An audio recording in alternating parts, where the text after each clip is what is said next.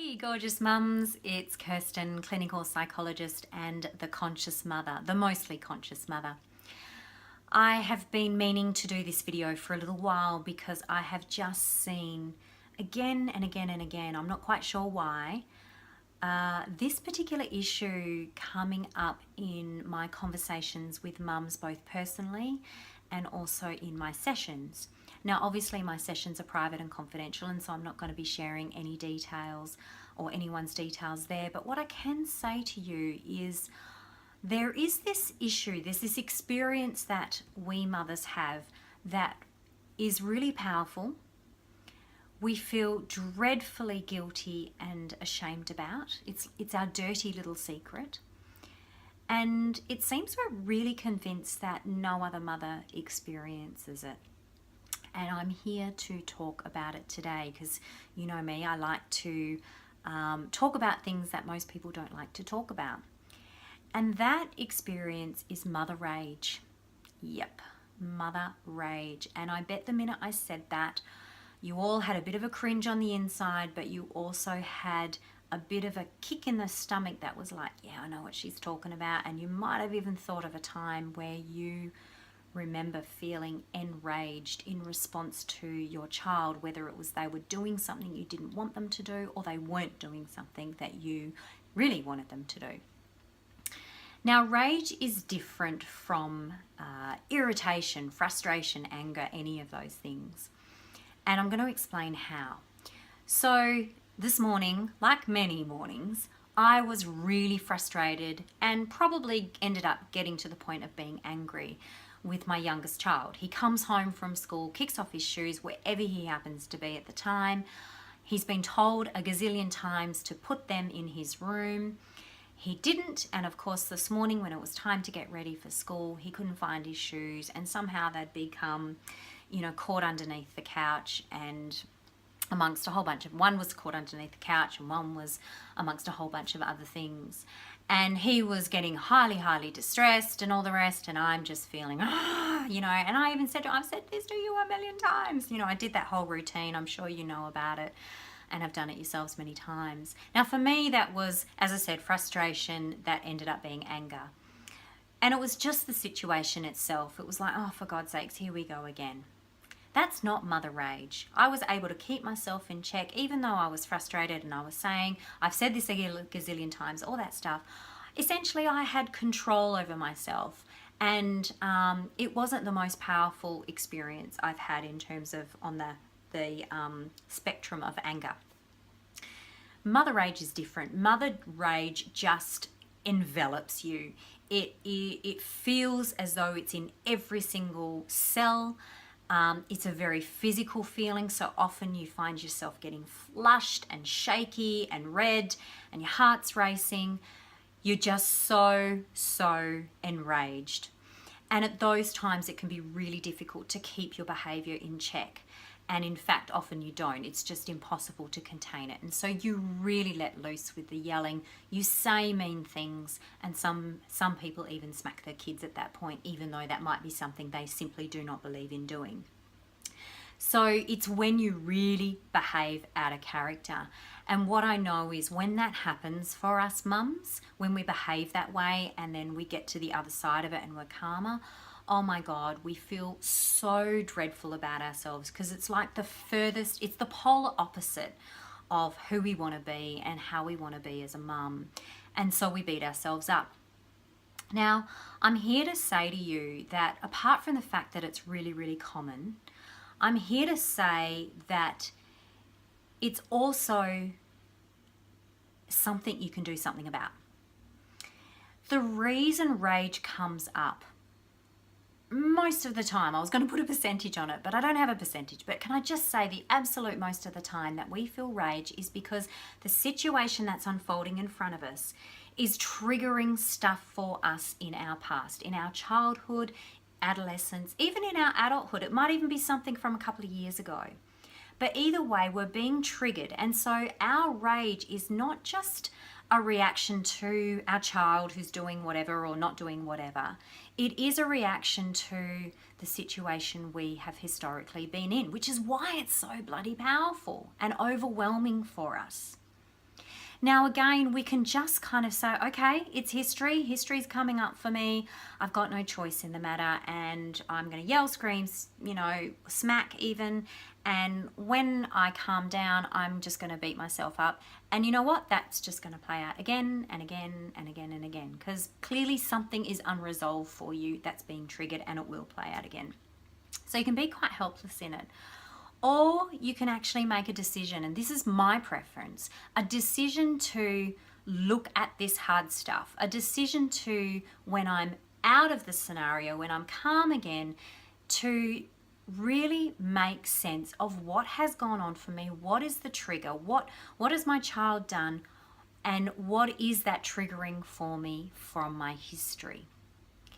So that's how I choose to respond to it. And what do I do with that? What do I mean when I respond to it? Well, I take the time when I can find that time, to either talk with someone about it, someone I really trust, whether that's my partner or a really close friend, or I choose to journal.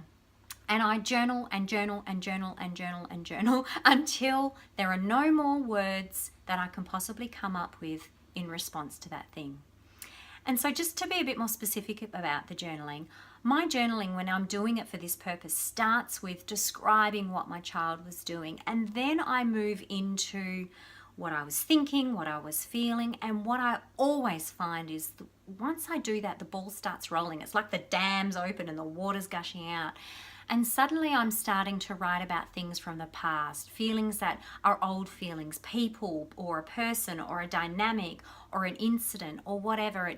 My writing takes me back on that journey to that event or that relationship or whatever that is actually being triggered. The button, let's call, when we talk about our buttons being pushed, my journaling takes me back and I get it. I'm like, that's what is going on for me here.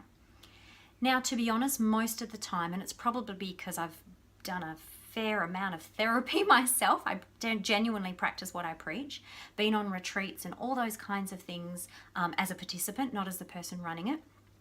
Because of that, for me, understanding myself has a significant impact on changing things for me from that point. So I have to say that I'm at the stage of my life now where I understand what's gone on for me and why and all the rest.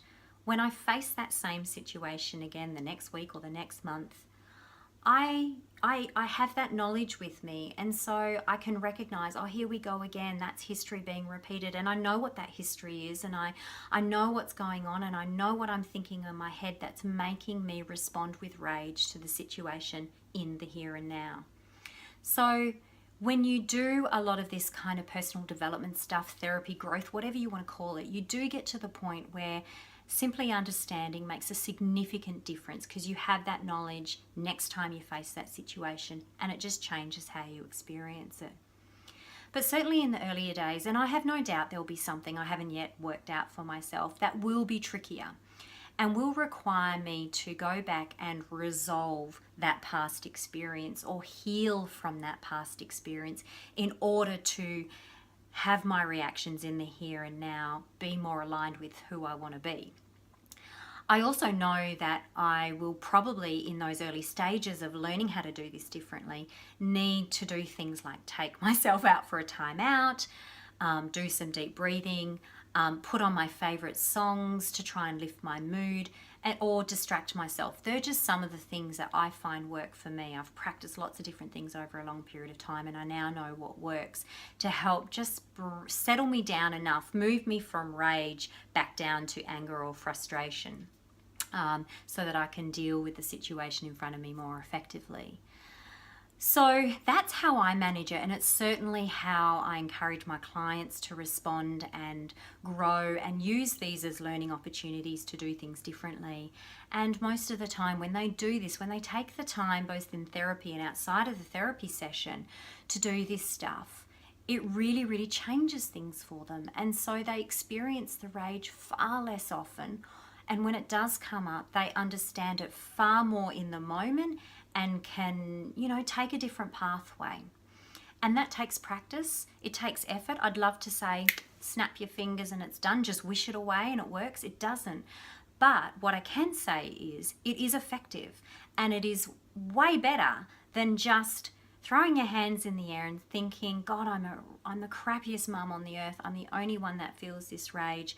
And as I said, just hitting repeat, because it's going to come up again and again and again.